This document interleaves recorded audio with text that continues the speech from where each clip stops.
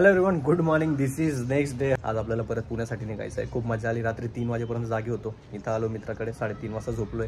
आता परत चाललोय धुळ्याचा स्पेशल चहा प्यायला, कारण की चहाची अशी तलप लागली ना. काल पण गेलो होतो मी, काल तसा वेळा झालो होतो मी चहा पिण्यासाठी. हा माझा मित्र दिसतोय का, कैलाश, याने मला वाचवलंय. काल मला हा घरून आला, चहा प्यायला घेऊन गेला आणि ते चहा पिल्यानंतर माझ्यात कुठेतरी एनर्जी आली. आता परत चाललो आम्ही चहा प्यायला. ते आल्यानंतर आपण परत तयार होऊ आणि मग डायरेक्ट लग्नासाठी रेडी. कहानी है तुझसे मेरी, है तुझसे बंद. चहा पिऊन आल्यानंतर घरी आलो, रेडी झालो आणि दादाचे कपडे घातल्यानंतर जी फिलिंग आहे ना, मी स्वतःचे कपडे घेऊन जरी घेतले असते, ते जरी यूज केले असते ना, तरी तेवढा फील नसता आला. पण याच्यात वेगळीच मजा आहे. आता लग्नाचा जो वेन्यू आहे तिथं जाऊ आपण, तिथले पण मुवमेंट कॅप्चर करू आणि त्याच्यानंतर आजच मला घरी जावं लागणार आहे. बिकॉज आईचा फोन आला होता, माहिती नाही काय इमर्जन्सी आली तर आईला सुरतला जावं लागणार आहे. ही लेटेस्ट अपडेट आहे. सो त्याच्यावरून मला काही करून आज निघावं लागणार आहे घरी. रेडी होऊन आपण खाली येऊन गेलो आणि अजून एक गोष्ट मला शिकायला भेटली खूप वर्षानंतर. 5 मिनिटाचं नाव सांगतात आणि 1 तास लावतात. हे इथे येऊन परत एकदा शिकलोय मी. प्रत्येक व्यक्ती, असं नाही सिंगल कुठल्या तरी व्यक्तीच्याबद्दल बोलतो मी, पण एवढे पण माझे मित्र आहेत ना, सगळ्यांबद्दल मी सांगतोय की सांगतात आलो 2 मिनिटात, आलो 5 मिनिटात, पण कमीत कमी अर्धा ते 1 तास लावतात ते यायला.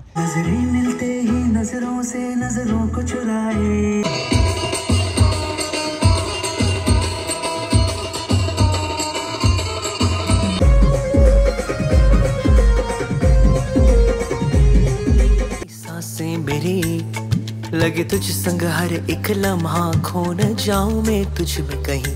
कहानी है तुझसे मेरी, है तुझसे बंधी सांसें मेरी. लगे तुझ संग हर एक लम्हा, खो न जाऊं मैं तुझ में कहीं. वाजून गेले किती वाजले, 6:30 पावणे 7 झालेत. ही वॉच माझी बंद झाली, त्याचं चार्जिंग नाही म्हणून. जस्ट आलोय, विदाई वगैरे सगळं झालं, लग्न झालं, सगळे प्रोग्राम झाले. तुम्ही छोट्या छोट्या क्लिप बघितले असतील, सगळे मुवमेंट बघितले असतील.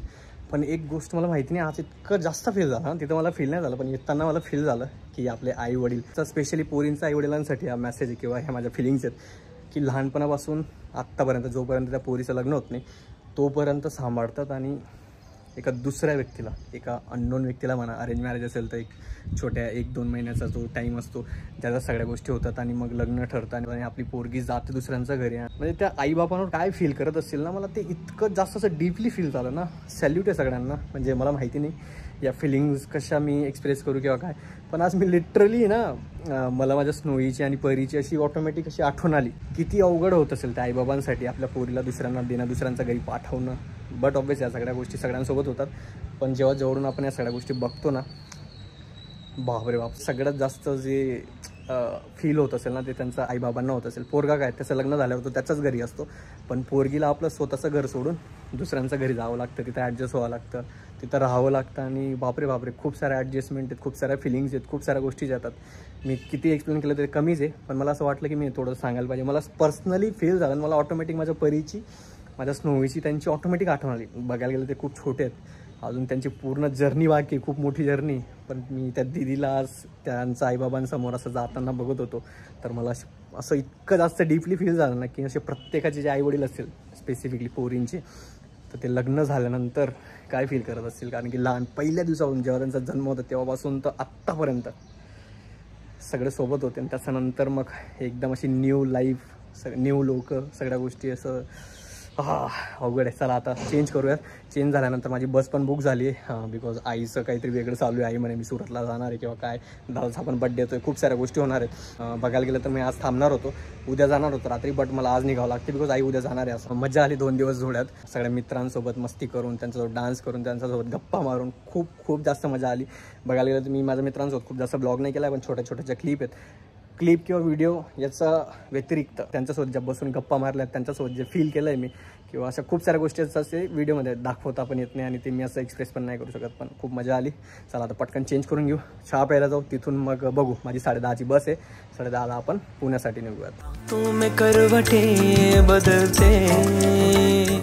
1, 2, 3 आणि मी 4, वरती 6-7 पोर आहेत, ते सगळे मला सोडायला येतात. पण चहा पिला, त्याच्यानंतर माझ्या मित्राच्या घरी गेलो, आलो, पॅकिंग केली. पॅकिंग म्हणजे 1-2 सामान होते ठेवले आणि आता आम्ही निघतो. माझ्या मित्रांना इंट्रोड्यूस करून देतो, कारण की लग्नात एवढा टाईम नाही भेटला. सगळे आपापल्या मजेत होते, सगळे आपापल्या कामात बिझी होते. आता सगळे मला सोडायला आलेत. म्हटलं एक आपली छानशी मेमरी.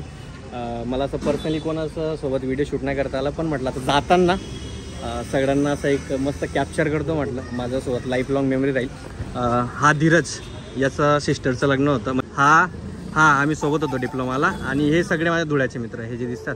तो मागे लपला ना, तो पण मला म्हणत होता की अरे मला व्हिडिओमध्ये घे म्हणे आज. हे सगळे आपले असे एकदम जीवाचे मित्र आहेत. हे माझी मनाची फिलिंग सांगतो मी या सगळ्यांना जेव्हा भेटलो ना, तर यांना एवढा प्राऊड फिलिंग आहे ना माझ्याबद्दल.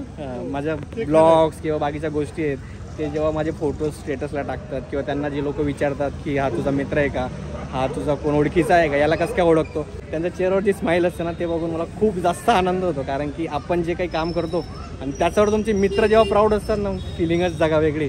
सगळे सोडायला आले. अरे तामार रे भैया भाऊ. तर मला दीपक बद्दल असं बोलायचं, दीपक ऍक्च्युअली मला आता 2 वर्षानंतर भेटला. पण दीपक भेटल्यानंतर त्याने सगळ्यात आधी ती गोष्ट विचारली जी मनात होती, जी माझ्या मनात होती, ती कोणी विचारत नव्हतं. भैया काय म्हणतो ना, ते मला खूप असं आतून समजलं. आमचं एक डीप डिस्कशन झालं होतं रात्री. डीप डिस्कशन झालंय आमचं रात्री. बस आली आपली समोर, ती समोर बस गेली ना, ती आपली आहे. पटकन आता एक फोटो काढून घेऊ आणि मग जाऊ आपण.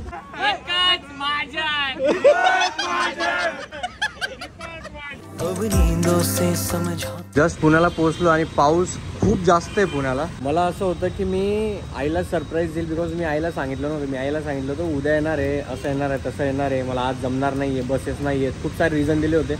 आणि आता असा प्लॅन होता की मित्राकडे जाईल मी, मित्राला बोलवेल मी. पण आता पाऊसच एवढा आहे की मी कोणाला बोलवायला हिंमतच होत नाही. मी आता ओला बुक केली, घरी जाऊ डायरेक्ट आणि मग आईला सरप्राईज देऊ. घरी पोहोचले सुखाचा, ऑटो पण भेटून गेली. पहिली ओला राईड ऑटोमॅटिक कॅन्सल झाली, त्याने गेली का माझ्याकडनं झाली आय डोंट नो. मग तिथलंच लोकल रिक्षावाला पोहोचलो. आता चला आईची रिॲक्शन बघू आपण.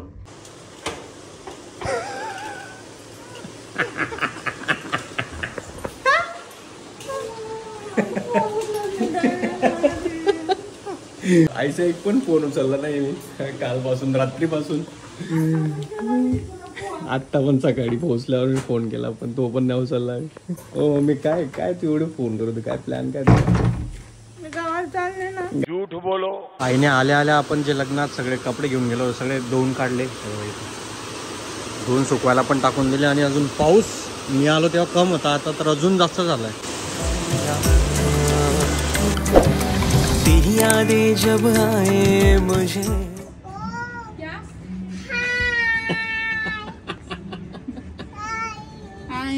शोनी दादा कोणी दादा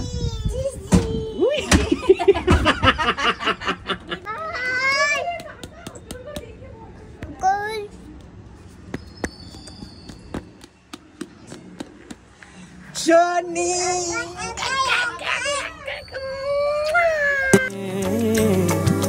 खुद को मैंने पागल कर लिया.